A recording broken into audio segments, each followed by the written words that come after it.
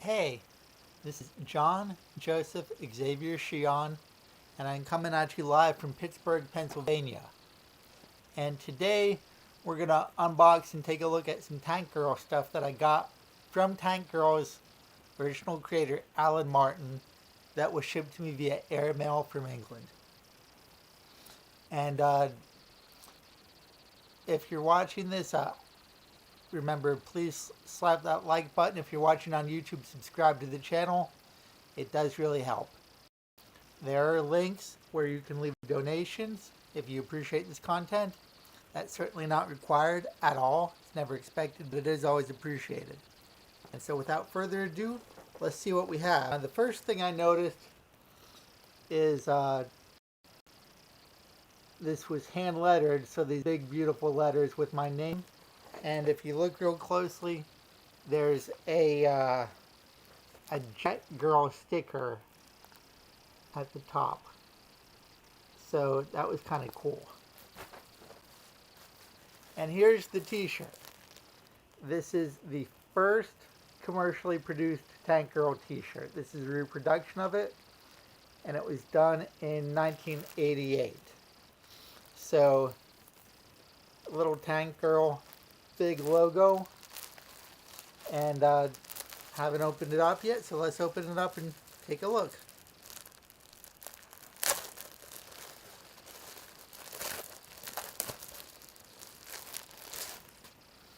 So let's see.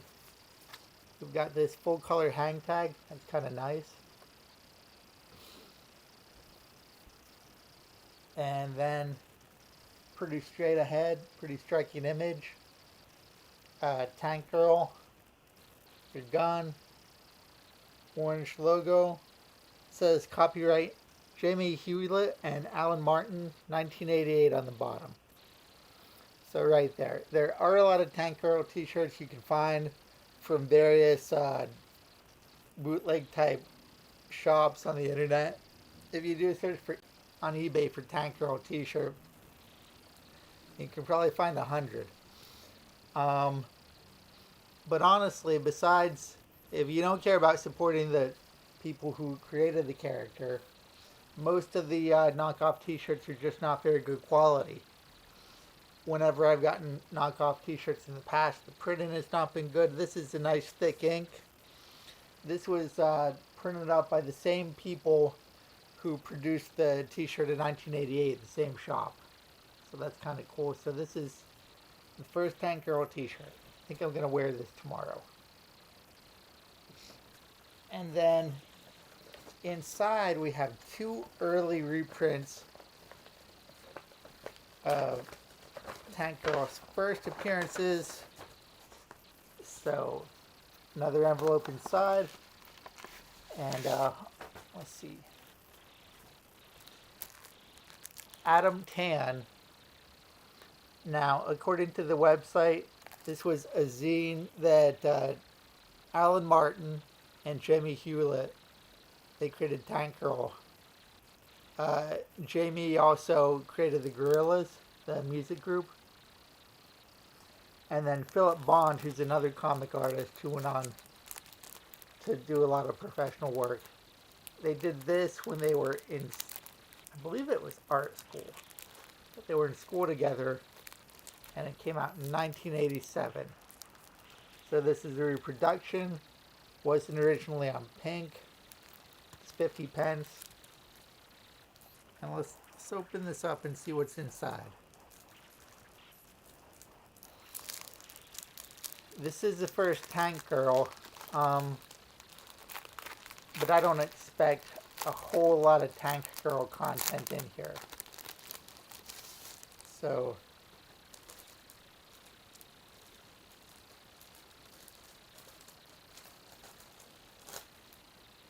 they gave me an Adam Tan logo button, and it says you don't get to pick the color on the website. Looks like I got yellow. Yellow is okay. And here's a poster that's included with the Adam Tan zine. And doesn't want to open up.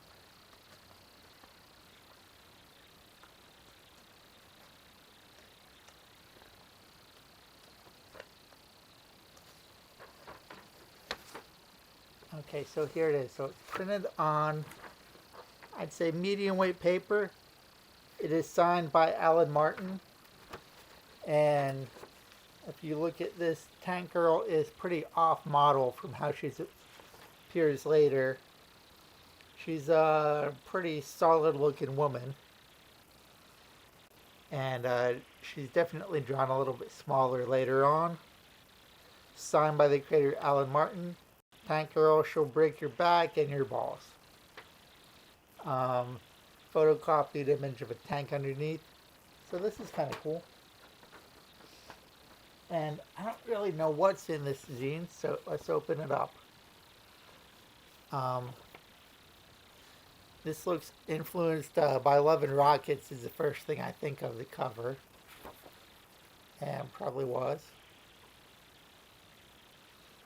And see, right away that looks like Jamie Hewlett's art for sure. So even this early, it was pretty well formed.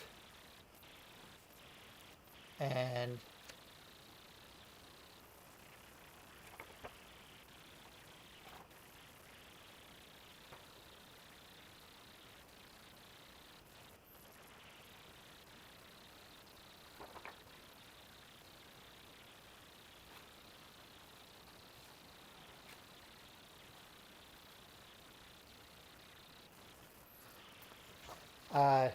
picture of Morrissey, and it says something about him wondering why shoplifting is a serious crime when people can make nuclear weapons. And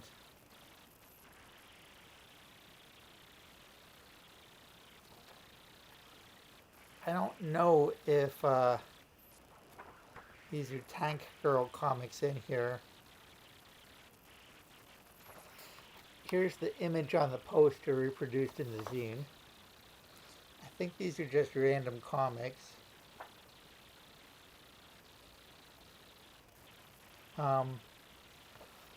Definitely a lot of Love and Rockets, particularly the Locust stuff right here. See that? And then we have Village Under Threat.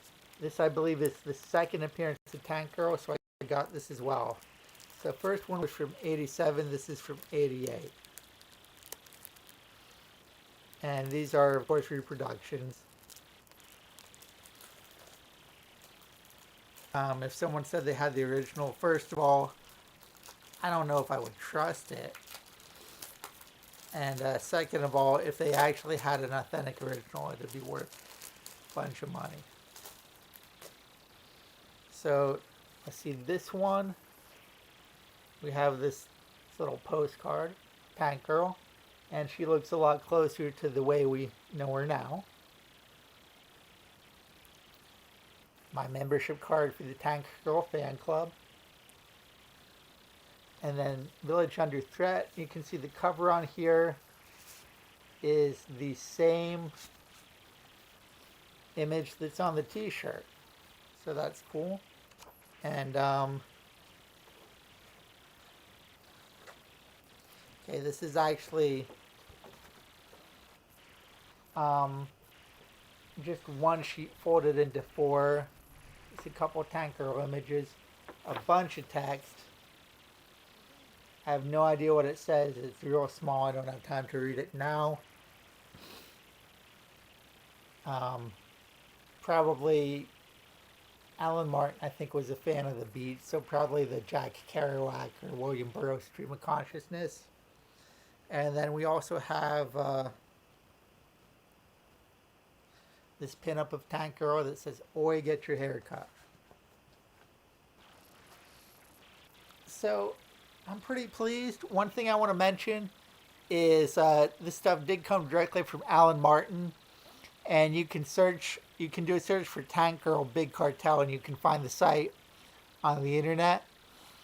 The stuff is mailed from England. I'm not sure if he's in London, but he's in England, and it's comes to me via airmail. After the exchange and the airmail, the stuff ended up being kind of expensive. The shirt, and if you want a Tank Girl shirt, I would absolutely 100% recommend you go through him. The quality on the bootleg stuff out there is just all over the map.